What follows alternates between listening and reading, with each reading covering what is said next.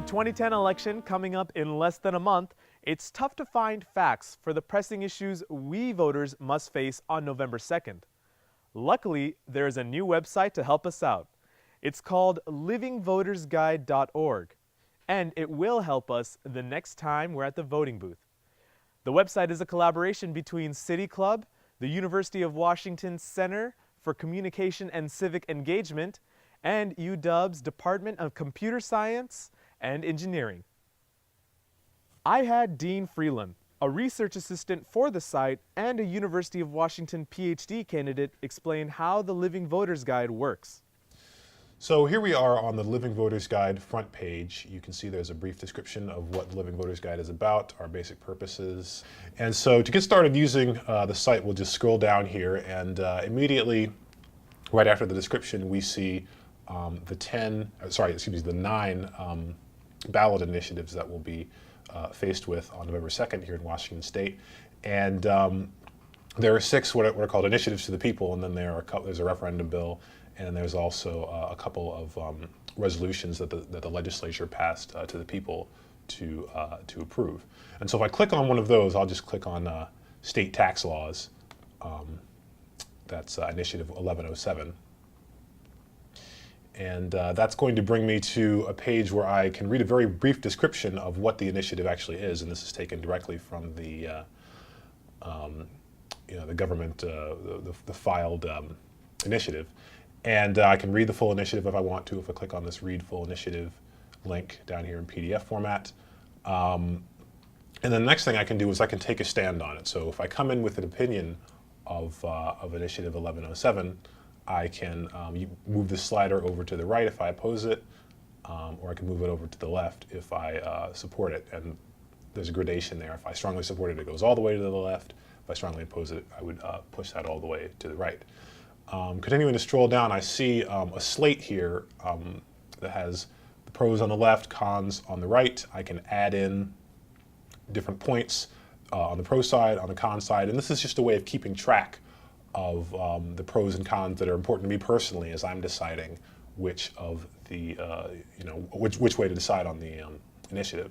So I put these in the center, all the ones that I find personally relevant, and as I do that, additional points pop up, and I can continue to do that until I have all of the considerations and points here on my slate on the pro and con side that are going to weigh in on my decision.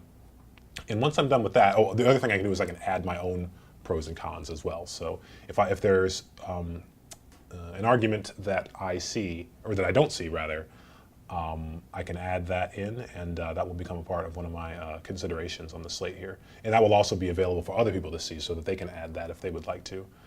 And then below that I have another chance to adjust my support or opposition for the initiative. I can move that same slider, which basically just echoes the same position as I saw earlier, so it's the exact same thing. If I changed it all, I can move that back or forth between support or oppose. If I haven't changed, I can just leave it.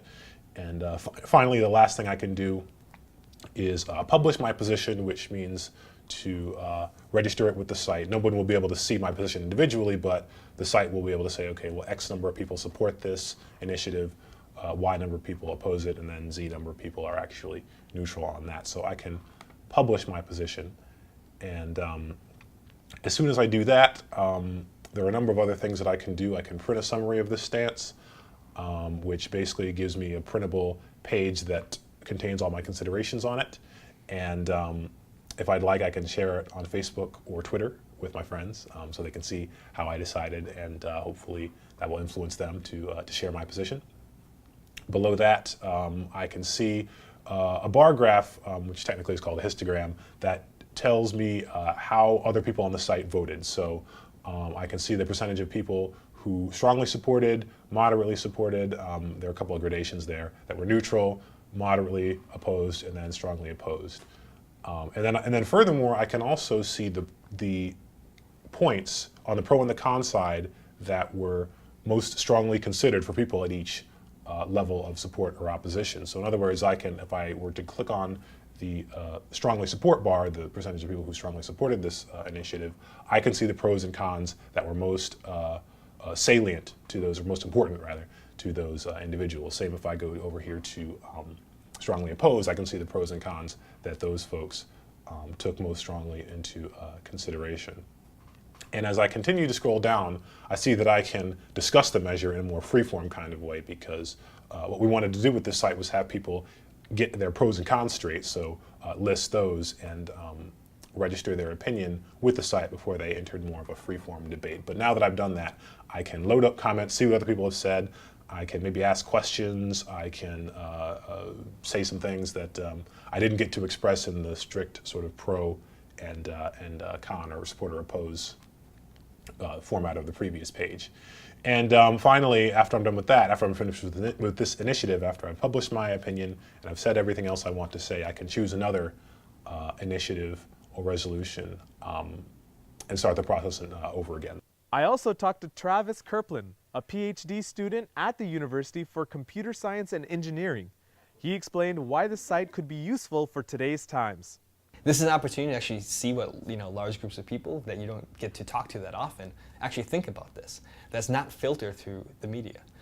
And I think that's something that's really, really interesting about this platform, the way we designed it. We try to design it in a way that entices people to try to think about the pros and the cons, despite what they might actually ultimately balance a decision on. Make sure you check out the Living Voters Guide before the November 2nd election. Now, last week, I was also able to check out BrickCon at the Seattle Center. More than 500 LEGO creators were on site at the Seattle Center last weekend for BrickCon, an open to the public event showcasing hundreds of amazing LEGO creations. The LEGO Hobbyist Group, the adult fans of LEGOs, put the convention together. Each member of the group volunteered their time to show off their art. Yeah, all the work here is done by volunteers. Nobody gets paid. So all of us just take our artwork and bring it all in. The organizers are all volunteer. We get great sponsors from different LEGO organizations and from LEGO itself. They really help us out to put a convention like this on. The neat thing with LEGO is that it's something that spans across ages and generations, and so older fans, younger fans, all can come together on places like the internet, where we display our different creations and compare notes on how we built different things, and we chat with one another. And then eventually, at a convention like this, we all come together and talk to each other and actually meet each other in person. It's almost like a great family community where we can put together these collaborative displays and have a good time. Check out this motorized contraption made of Legos. See if you can follow my camera work. Fast enough to hit the side and roll themselves out, which is why I curved it in an attempt to slow them down. It's not working 100%, but it's better than it was.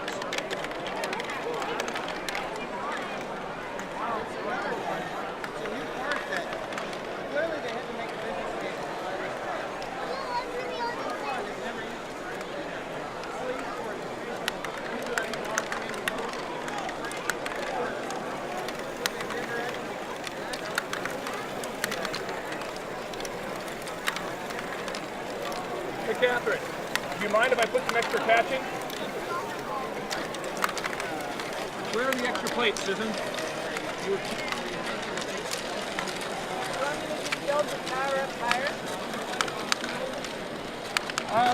If you'd like, I'm happy with just hanging these things on. A lot of fun. LEGO is something that I have a passion for, and it's neat to be able to come down here to a place where everybody else has the same passion, and we can compare notes, have a good time, meet each other, do different events and activities, and especially get the public to see some of our fine work here. I truly enjoyed covering that event. Now, this week's brew is the Sumatra blend from Peet's Coffee and Tea. Peet's is from California, but has ties to Seattle. They used to supply Starbucks with their coffee beans back in the 80s. Peet's has 7 locations in Seattle. And that was the Weekly Brew. My name is Akash Sani. Peace out.